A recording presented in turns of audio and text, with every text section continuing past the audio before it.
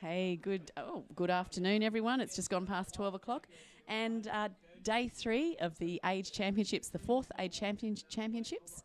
And you're here with Nat Wickham commentating the under-23 boys, France versus Great Britain. We've got the French in white starting on the right of the screen and Great Britain black on the left of the screen. No, that's all good. So counting down, we've got 10 seconds to the start of the game. After the first 2 days, we've got the French in 8th position and Great Britain seeded in 6th out of the 10 teams. I would expect this to be a really close game. So it's time to go. And it looks like we've got a break first up, which is not unusual. Those nerves, first game of the day for these boys.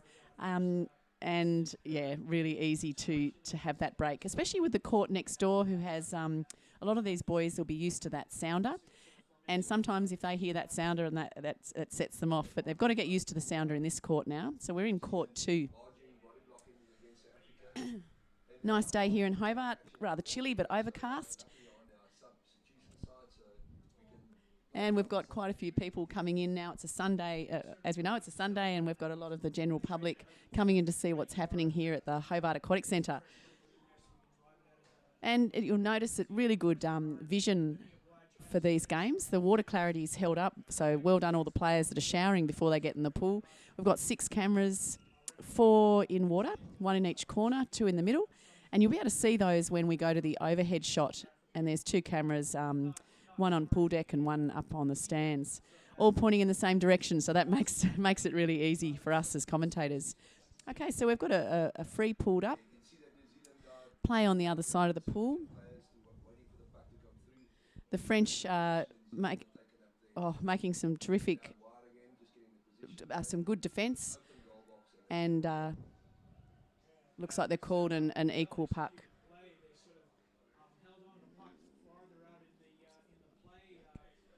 Great Britain in black in their defence. Let's see, with the equal puck, first one to the bottom, see what they can do with the puck and whether the French can drive it in through Great Britain's defence.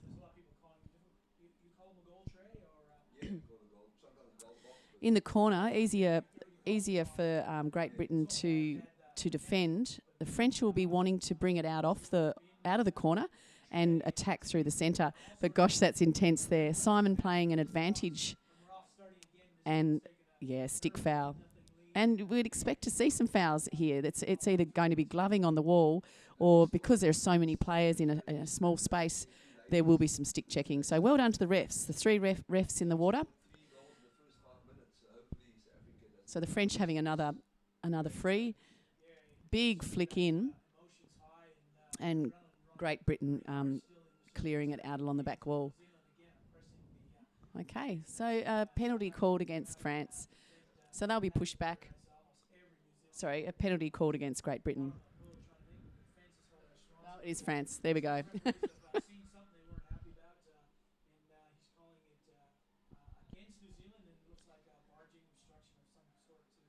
So we've got Great Britain taking the puck.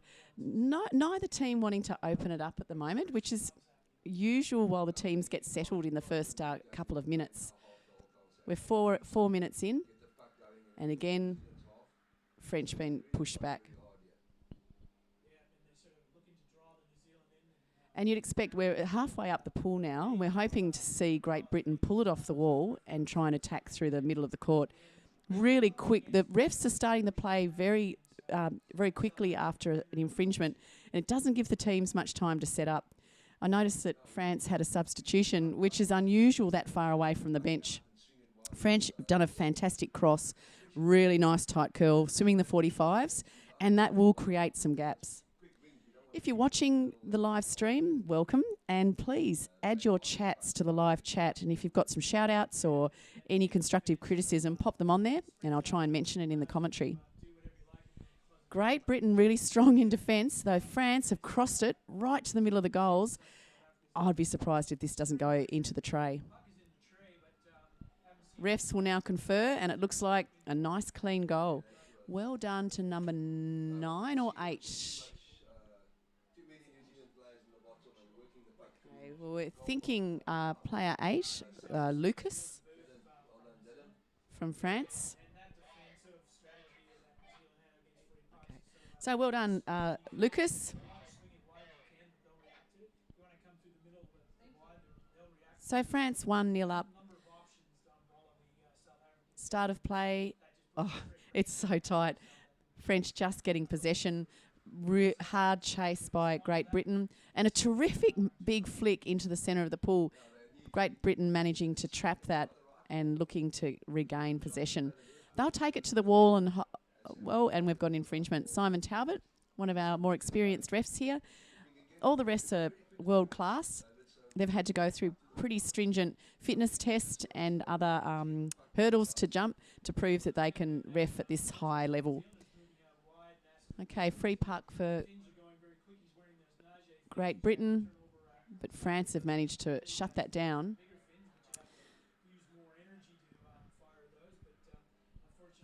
Pretty tough. This is where the players from France will have to just cycle through, so there's always someone putting pressure on Great Britain's backline. Great Britain has numbers on the bottom. There's always, 4 around the puck. So these boys, it's going to be, we expect it to be a really tight game. They should have another game this afternoon. It's a big day here at the Aquatic Centre. We started at 9:30 this morning, and I don't think we finish up until 9:30 tonight. And we'll have a look at the fins that the players are wearing. You'd expect to see a bit of a mixture of Nage fins, some Brias, maybe some Matmaz. The Nage fins, one of our sponsors, they are unbreakable fins. Great in close contests because of their stiffness and their small size. Not probably as good with the top end speed.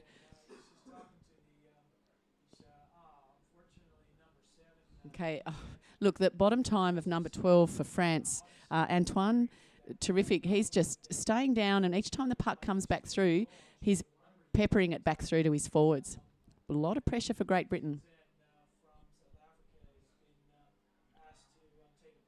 You'll notice the clear barriers that we've got here on the side. They're flexible plastic, makes it great for us as spectators and for the streaming. And also for the coaches. And you can see the French coach there, I presume. Louis, I think. So players gone to the other side of the court.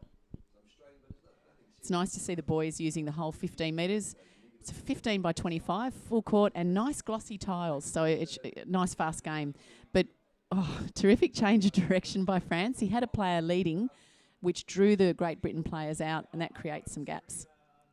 An infringement called against Great Britain for stick checking. And as we know, that both teams have timeout each half that they can use. I can't imagine any of the coaches that would be wanting to call a timeout just at the moment. I think both teams want to settle, get into their rhythm. So France taking the free and Great Britain pushing it out. They'll take it into the corner, wait for some defenders to regroup. And coming over to the sub bench, you'd expect to see, as soon as Great Britain gets it past their sub bench, this would be a good opportunity to get a new wave of players in.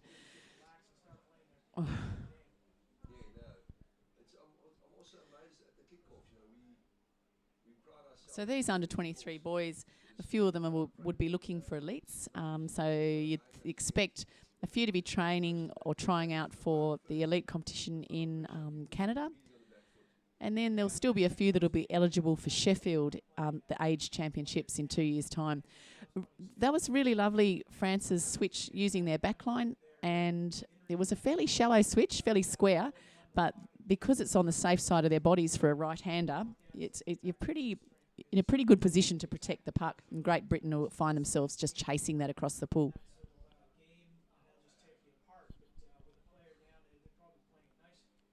And like I said, while the play is on, it's coming over this side, we'll just follow a really short swim, centering it by France, and the numbers are on, keeping good possession. When he pulls it round, and it just sits on the tray, my goodness. I thought he was going to finish that off, but I think there might have been some kind of a foul committed just before the goal was scored, and we've had a Great Britain player pulled, out of the water.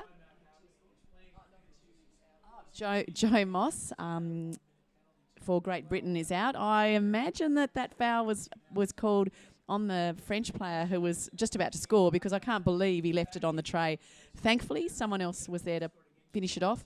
But if they hadn't have been there to finish it off, it would have been a 2-on-1 or an almost certain goal. So a timeout's been called. I would imagine that that Great Britain have called the time out. France will want to just keep the momentum going. So Louis giving his boys a good talking to. He must have... we're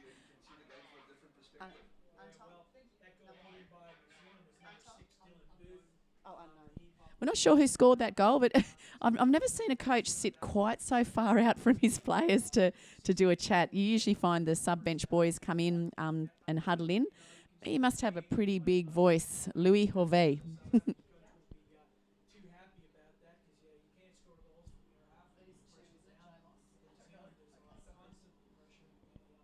Okay, play just about to resume. Great Britain, 5 players. So 1 player down. Let's see if the French can capitalise.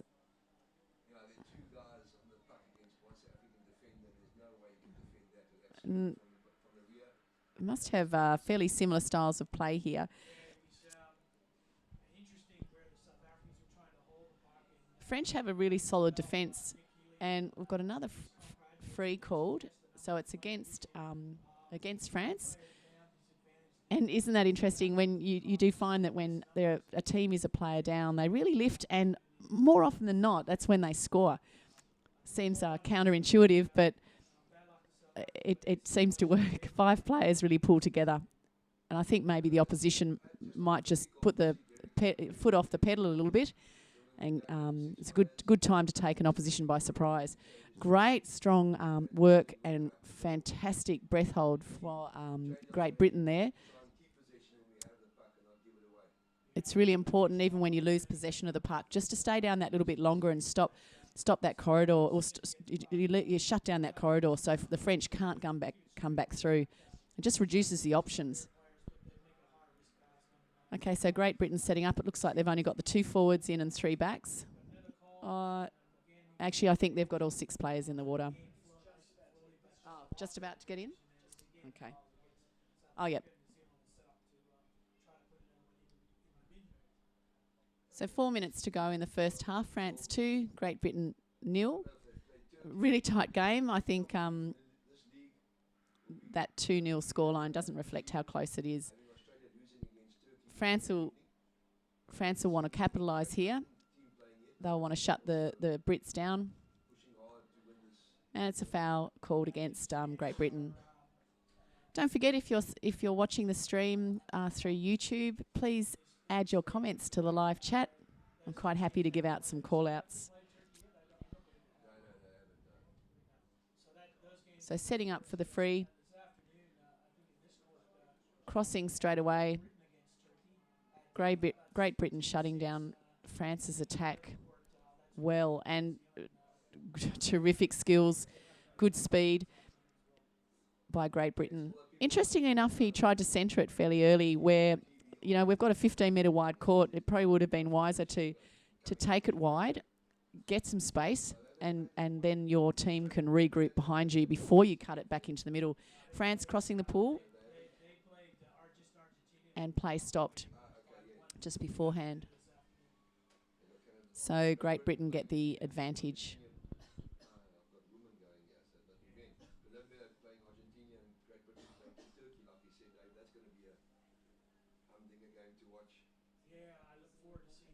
In the other court, we've got the under-23 boys playing as well in court 1.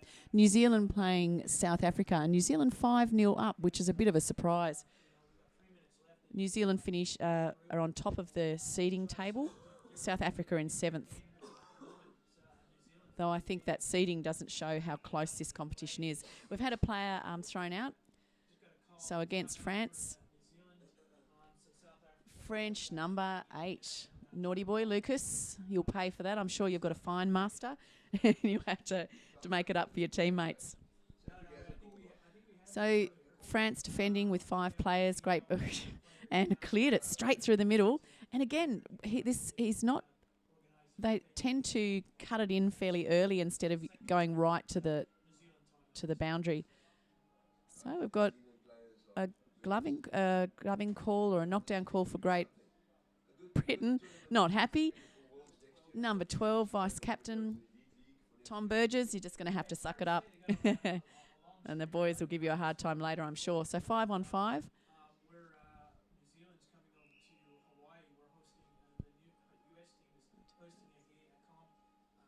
Oh, terrific, Vicky. Thank you. Watching, supporting France and watching in Hong Kong. Excellent. And thank you, Victorian. So 1 minute to go in the first half. Play. Okay, yeah, France player just about to get in. You can see him just off screen or just out of screen there, waiting to hop back in, and he'll get back in as soon as that puck is touched.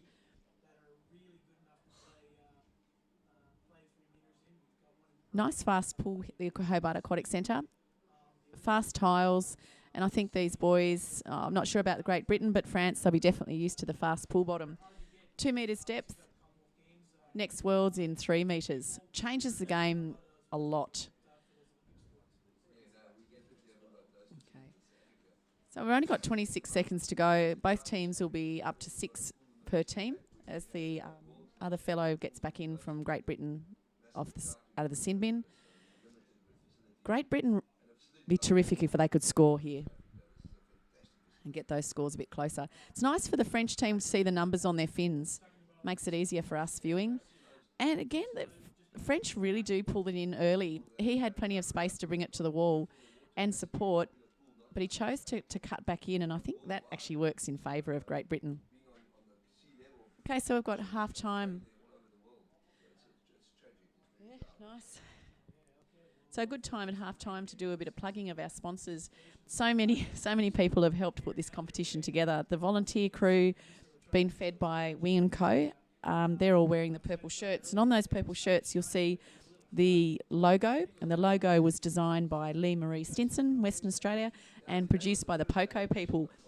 On the right-hand side of screen, you'll see the logo Vertex, possibly when the game restarts. And, there we go. Vertex provided all the shirts and referee shirts for the competition. So thank you, Vertex.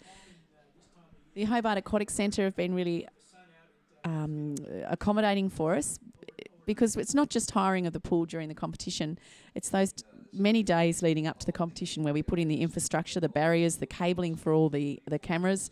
And they've let us into the pool to get that sorted and really helped us all the way. So the Doone Kennedy Hobart Aquatic Centre. And if you don't know Hobart, the Aquatic Centre is right in the centre, right on the fringe of the city. It's situated on the Queen's Domain. Next to the Queen's Domain, we've got the Royal Botanical Gardens. Beautiful place to go and have a look, have a walk. And on the other side of the Aquatic Centre, I'm just looking straight out the window into our city, our CBD. A really lovely place, clean, safe, great place to walk around. Today we've got Sunday markets on. I know the South Africans walked out their door of their hotel this morning, and there was a farmers market on with chutneys and jams and lots of fresh produce. So they were pretty impressed with that. The mountains, our backdrop, Mount Wellington, reminiscent of playing in Stellenbosch with the mountain range right next to the pool. Expecting a little sprinkle of snow, perhaps early next week, which will be pretty hard for some of the Colombians and Argentinians and the French, I imagine, coming from warmer climes. But it's, even though it's cold, it's clear, it's still, and just quite beautiful. Right next to the pool as well, we've got the Derwent River and Derwent Bridge. And if you look out now, you can see people kayaking on the river, doing their rowing practice. So we've got nice still weather at this time of the year, perfect for bushwalking, surfing if you're into 14-degree water, and kayaking and paddling. Okay, just about ready to start in the second half. Oh, hello. My little offsider here has just got a nice boost juice delivered. Lucky you. Yeah, I know. All right, 2-0 lining up to go. Let's see if Great Britain can counteract the French. Want to join me, Stu? French. This is a pretty tight game. I've got Stu Parkinson, or should I just say Parko? Maybe just Parko, I guess. Yeah, I think Doesn't really matter though. Coming to join me, and it's been a really tight game so far, Stu. It could have been 0-0. Although I have noticed, I'm interested to see what you think about this. The French, every time they try to clear it, they're only coming out. They don't come right to the side. They want to centre it early, and it hasn't worked for them so far. Great Britain just seemed to cut that down. Yeah, often with some teams, depending on the structural strengths and weaknesses, when we see guys bring it off one wall into the middle and don't carry that sideways movement all the way to the other side, they do tend to get tagged by the opposition team if they're waiting for it. And by the sounds of it, that might have been happening to the French in this game against GB, Nat. Yeah, they centre it and want to go forward again rather than use their backs, which is who are supporting them. And I just don't think they're giving the rest of their teammates enough time to catch up. Well, I mean, a little bit different here. We see them actually going right to the wall. But in general play, I feel that they could be swimming that little bit further, draw in the opposition and wait for a bit more support. Yeah, that's right. As you can see there, Simon Talbot pulling up an infringement and an advantage puck for the GB guys against the French. So the GB guys will push forward into their attacking half there, Nat. Yeah, great. I really want to see GB score. We always like a tight game. And interestingly, went to attack into the middle but took the safer option and headed towards the wall. And let's see if they can centre it into the goals. Right underneath the subbing bench. They want to get away from the sub bench. Look, the refs have been great in this game, Stu. We've had a few kick-outs, but it's settled the boys down, and the refs have been playing advantage as much as they can. So the game's been fairly free-flowing. Looks to me like number 8 for the French team there. Nat's getting 2 minutes in the bin. So number 8 for the French team, Lucas Marcel Mersey, is going to spend 2 minutes in the seat, unfortunately. So that's going to take them 5 down to 6. As the GB guys press and attack again, they're sort of erring on taking that puck in towards the corner as opposed to back into the centre, which is an interesting tactical move there, Nat. It is, especially with 5 players. They're coming up against 5 players. They've got their players, the Great Britain have got their players sitting around waiting for that clearance, but doesn't seem to be their first option. No, and I mean, I wouldn't be surprised if they're trying to employ a tactic to try and drive into that corner, draw the French guys to sort of stack the corner and then try and bring it around quickly. But it seems like the French lads are really sort of onto that play because as you saw with the GB guys as they drive it back through the centre channel there, they do try and swim that puck around. And often when you do that, it's very obvious for the other team to read that movement of the bodies and just sort of counteract that movement and essentially zone them around that swing play as they bring it back into the centre there, Nat. Yeah, well said, Stu. We had got a bit of a call for unsportsmanlike behaviour there, was it, Stu? Yeah, I think so. Didn't throw anyone out in that instance, but the GB guys have got the advantage puck, as you can see them swimming forward deep into attack as the Frenchies push them into the corner there. And, I mean, the GB guys, again, looking like they don't mind going to the wall as the refs call up another infringement. So the referee's getting really involved, as you can see the referee there saying obstruction to that French number 2 player and giving him a personal warning there now. Yeah, look at the setup. I think this is where they're going to, like you said, they've drawn the French into thinking they're going for the corner of the wall, and it looks like they're setting up to bring it into the middle. Yep, absolutely. What a terrific cross. And if he's got the support there, probably needed to do a bit of a deeper curl, I think. Yeah, straight back into the momentum of the French. Exactly. He kind of he had a good line swimming across the tray there, and that direction of swim that he was never going to score off that. He was tagged the whole time by that French defender, but it was a good line to swim, a good draw of the defence over the other side of the tray. And as Nat said, he ripped that curl, which was the right move, but then decided to try and funnel it back down his legs too soon into basically a whole bunch of defenders waiting there for him. Is that, again, the GB guys sort of test the edge of the French defence, and you can see that puck sort of crashing into that GB player's body there. What Nat was sort of getting at is if that guy had brought that puck further out away from the goal initially, would have made the French guys change their line a little bit better, and I think it would have given them a much better chance of driving through that centre channel at the goal in numbers there, Nat. Yeah, look, that's spot on, Stu, because we know the French are going to be lined up in the tray. So if you come back out around, you're going to find space, and the French will be caught out lying in the tray, not front on. So the Frenchies taking a nice little drive down this near wall here on their right-hand side, getting the puck to the second swimmer with a lot of toe going and really putting a lot of pressure on the GB defence as they just get the puck back and drive it back out underneath their sub-bench now. Yeah, like a game of ping pong, Stu, and you'll see French would have got some new players in. That's why there was so much momentum with that drive. They would have thrown in some new players from the sub-bench, and now South Africa will be... GB will be doing the same. Yeah, that's right. And it looks like the referee is going to bin one of the GB players here, number 2 for GB. So Joe Moss is going to spend a minute in the bin for chopping. I think that's the second time Joe Moss has been in the sin bin, isn't it, Robbie? I think it might be, Joe. I think that's the second time you're going to incur a fine. Your mates will be paying out on you for that one. No one likes to be a player down. Yeah, that's right. Well, maybe Joe likes to get a little bit of a breather in the sin bin. Who knows? But you can see how much pressure his teammates are under right now as the Frenchies really push the attacking moves on that back wall. Not uncommon for the French to try and score a goal down the back wall as again the referees get involved and pull up another infringement, another maybe unsportsmanlike or dangerous flick. He's pointing at a French player, I think number 11 for the French is going to get 2 minutes for a dangerous flick. So Hyacinth Flandrin. So naughty Hyacinth is going to spend 2 minutes in the bin for not taking enough ownership and where he sent that puck on a flick there, Nat. Right, and that's going to happen. It's so intense there. And well, look, I don't envy the refs' job when it's in goals because you have got 12 players on the bottom and the puck is under people's bodies. So well done to those refs. Yeah, you can see there that I think the French coach maybe has called a team timeout. One of the coaches did anyway because you can see the coach there in there having a good old chat with his French team, and so is the GB coach. Interestingly enough, both coaches in this court don't really have very good beards here today, Nat. And I noticed before that the Andrew, the Canadian coach, has a very well manufactured beard, and I think Fletch, the GB coach there, he could probably go back to his little room back in the Regis Hotel, I think, where they're staying, and just sort of start to put a bit of Brill cream, a little bit of man moisturiser on, and generate a bit of a better beard. Look, I'm loving the beard. Yeah, progresses.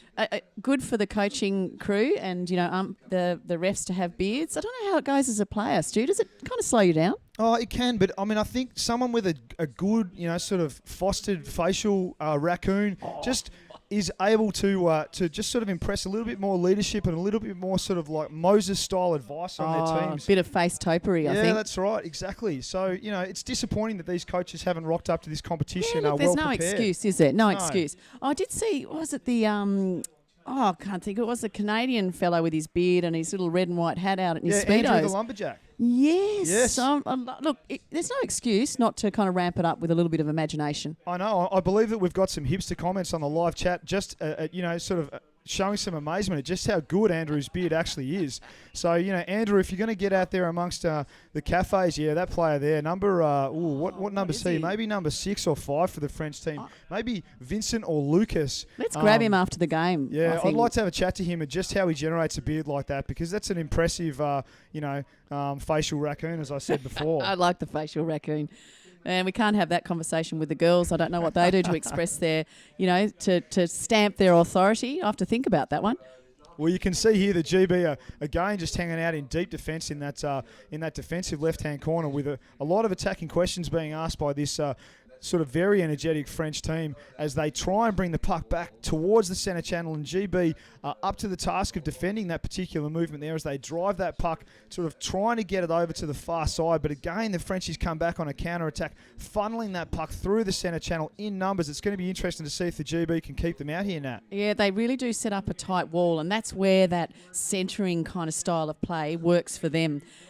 Could have been a bit of a runaway from Great Britain, but we've just got a glove call. Yeah, it looks like that near side ref there to our camera was basically playing advantage, trying to give the Frenchies as much time to put that puck in the tin as he could before he called that infringement up. So you can see the French guys taking the puck and straight away just sort of trying to assert their dominance in the centre channel. The buzzer's gone again. So the referees are really getting involved here to try and keep this game as clean as possible with a dangerous flick by the looks of it there, Nat. Gee, I tell you what, they were really lucky, Great Britain, because they had a number of players subbing out then. The refs are calling the restarts so quickly.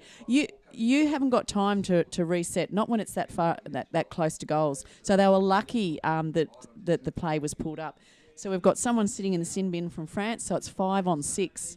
Let's see what they can do. I think that's number 2 for France. So Pierre Morant is going to spend 2 minutes in the bin. The French do have the attacking advantage here as they flick the puck straight down the centre again to where their numbers are waiting. The GB guys look to be holding some reasonable bottom position as they kind of drive and crocodile roll that puck out to the far side. Again, the refs are calling an infringement. Interesting to see how they go here with, I think they might be throwing out a GB player this time, Nat. Yeah, absolutely. We've got number 14, Joseph. Yeah, Joseph's got a bit of time on the bench. Yeah, Joseph Fugelwitz Wildridge. What a coat hanger of a last name. Absolute Fugelwitz Wildridge. I am interested to see if he's actually got that to fit on his cap now. Yeah, absolutely. He's got all his heritage there. That's good. A very impressive last name with regards to length and amount of... I'm just going to count the amount of letters in this guy's last name. Well, how many vowels, Stu? I don't think there's many vowels there at all. 18 letters in Joseph's last name. So and nicely very impressive. Too, we've got Vicky Chi from Hong Kong. She's loving the beard as well. Yeah, nice. I like that, Vicky. Well done. So again, now we've got 2 GB people in the sin bin and 2 Frenchies in the sin bin. 4 on 4 and an 4. equal puck. This is where it gets exciting. Yeah, well these done, guys refs. are really taking it down to the wire, and obviously they're putting everything on the line, and the refs are definitely picking up some interesting fouls in there and just starting to sin bin people. They're not scared to throw people out at the moment now. Oh, another unsportsmanlike behaviour and another player out. My goodness, I think they're going to run out of seats. So 4 on 3. Well done, refs. This is the kind of reffing we want. The boys are getting fired up. You know, you've got to play fair. Yeah, that's right. And by the looks of it, the GB guys have called a timeout, not surprisingly, when they've only got 3 people left in the water. 3 guys just kicking back in the sub-bench there, having a good old party in the sin bin. Sorry, not the sub-bench, the sib bin. As Annalise, the chief ref, calls a timeout for the GB guys, and everyone gets a little bit of a breather. You can see there's a lot of players over there very interested in the decisions the refs have been making, and there's a little bit of chatter between the score people as well as we count down this 35 seconds to go in this timeout now. 2 people sitting there on the ref's desk, and they're gonna get everyone back in the water after 1 minute, 2 minute, and stagger them in. They'll have them sitting on the side. And they've also got to watch when play stops and starts, because you can't let someone back in while there's a stop in play. They have to wait until the puck's touched, and then they can rejoin the game. And they're going to be rejoining the game out of the side, like they'll blindside players. So this is going to be really interesting. Yeah, that's right. You can see the GB players really trying to clarify how many minutes they had in the bin. That middle GB guy is saying he's got 1 minute. They're telling him he's got more than that. He's not happy with the call, but he's just going to have to suck it up as play continues. Yeah. And again, the buzzer, I think, is gone. The referees are very involved in this game as they call a ref's timeout. And there's quite a few players just sort of swimming over to see what the refs are saying. Yeah, I think that the pool deck refs need a bit of clarification about how much time. And they're not going to get them to change their decision. I think we just need to get some clarity. A bit of pressure. So number 14, GB, Joseph, coat hanger last name, is about to jump back into the water. Let's just call him hyphenated. Yeah. Number 5, Billy Sarsfield, is also in the bin. And we're just waiting on that last number for the GB guys as the Frenchies just try and press their numerical advantage into deep attack for them, deep defence. A big flick that goes all the way to the corner of the tray as they clear it off the side and they just miss out on scoring a goal. Yeah, and fantastic clearance. Didn't try and pull it back into that flow of play. Took it right across the tray, and I think that's smart. That's good hockey. Yeah, it was very desperate defensive hockey there, and sometimes you just got to commit to swimming it across the tray. That's our GB defender. Flick, it was a big flick. It just stopped on the lip of the goal there, and it only had to travel about another 2 pucks widths. It would have been a certain goal. And hats off to that GB defender for just keeping his head and taking it the way it needed to go, away from where all the numbers were there now. And Henry, I like your observation there. Only 3 seats on the sin bin on the first day, and we've got now 4. Do you think we need 6? I don't know. You never know when the GB guys face off against the French, just how rough it's going to get and just how many people are going to be sitting in the sin bin. So maybe we need to get sort of some kind of little, I don't know, like bench. A little picnic set up out there so those guys can...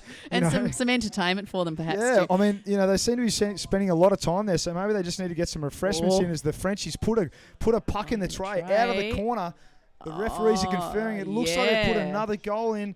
the French team is going to go 3 goals up against 0 with only just over 4 minutes to go as they casually swim back to the wall there. And now. I think Great Britain have called their timeout this half, because this would have been a perfect time for Great Britain to have a timeout.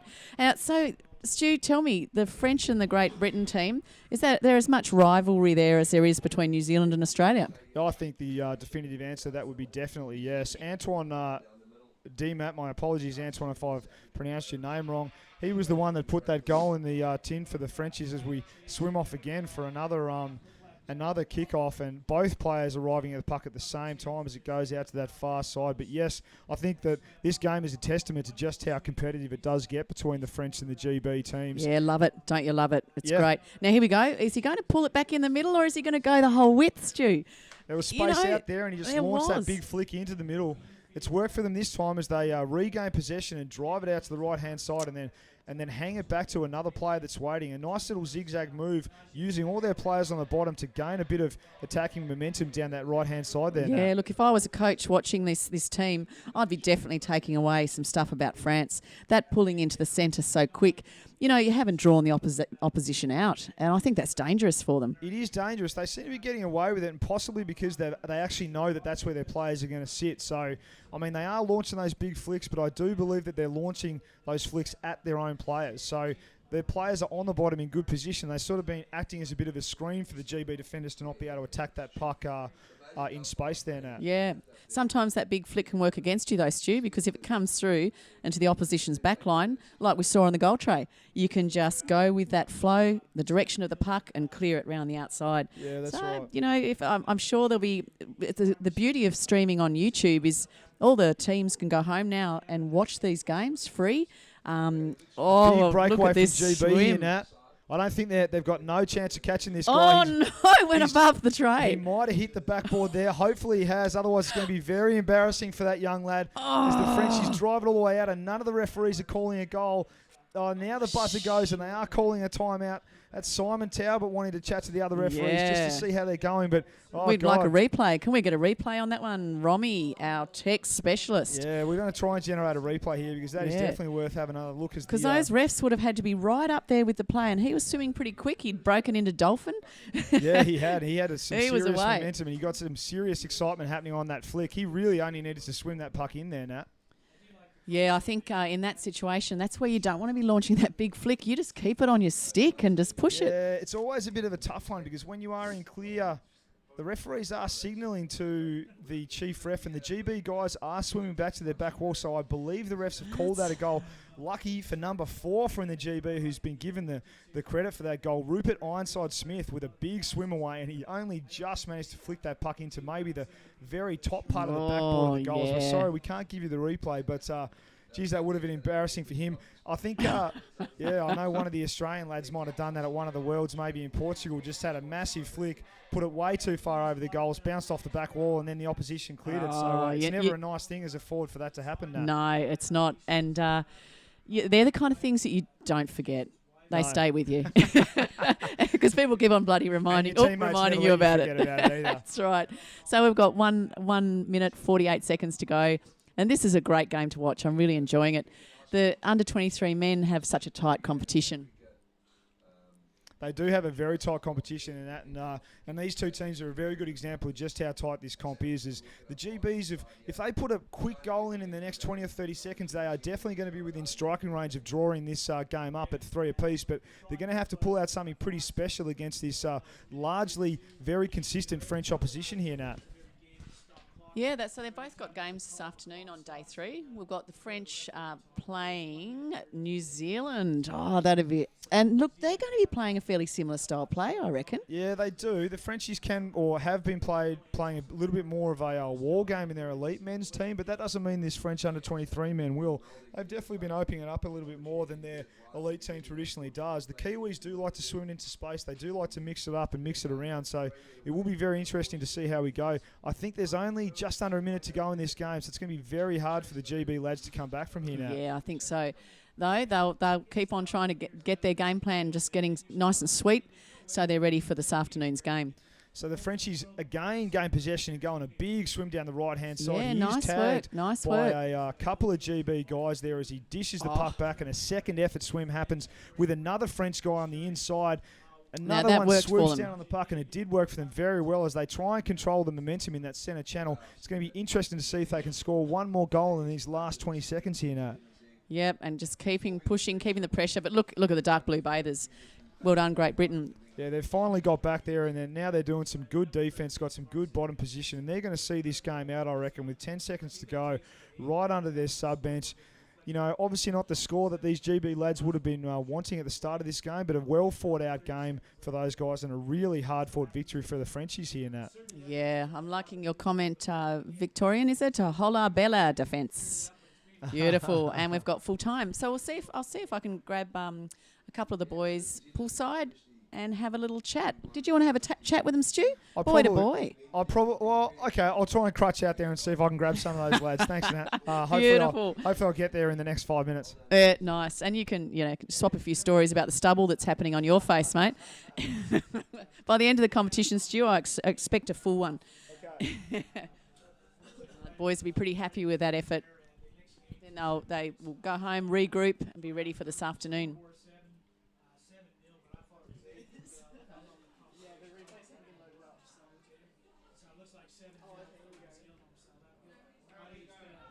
So we have to, just talking about the live streaming and the cameras, look, world class for us here in Hobart. We've been lucky to have Spot X underwater cameras on board with us, and it's actually a bit of a trial for them as well.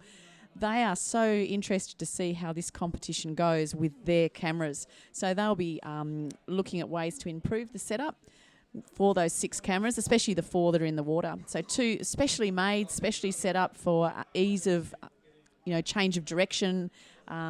They do get kicked during the game, the in-water cameras, but it's it becomes pretty tricky trying to readjust them. But that's what we're looking at, making that system a lot easier and more efficient. Nice work, boys. So the final score in the other court was 8-0. And looks like New Zealand finished up 8 with South Africa 0. Oh, thank you, Romy. Sorry about the replays. No, that's all right. Yeah, there's some sneaky way of doing it. Sean, do you know the replays? I'll turn it off. Okay, Nat Wickham saying farewell for this first half of the day, and just crossing over to Parko, and he'll be interviewing a couple of the players. Thank you.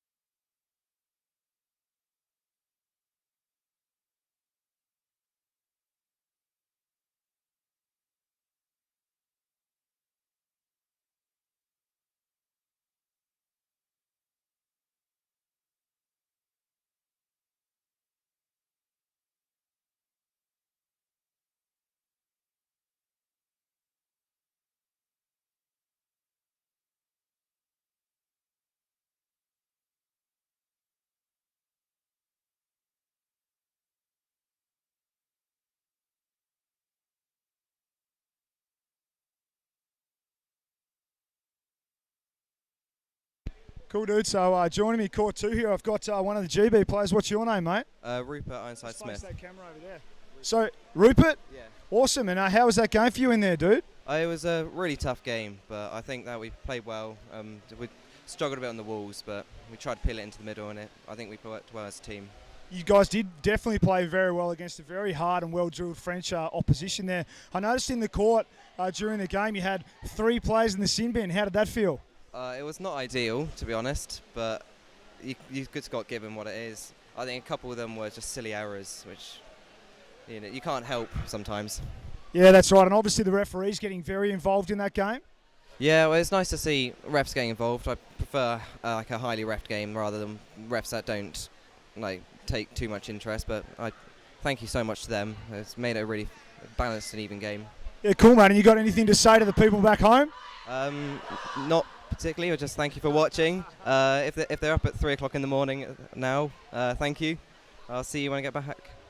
There you go, Rupert, a man of many words. Thanks a lot for joining us here on the Glory Days Couches, mate. Oh, thank you.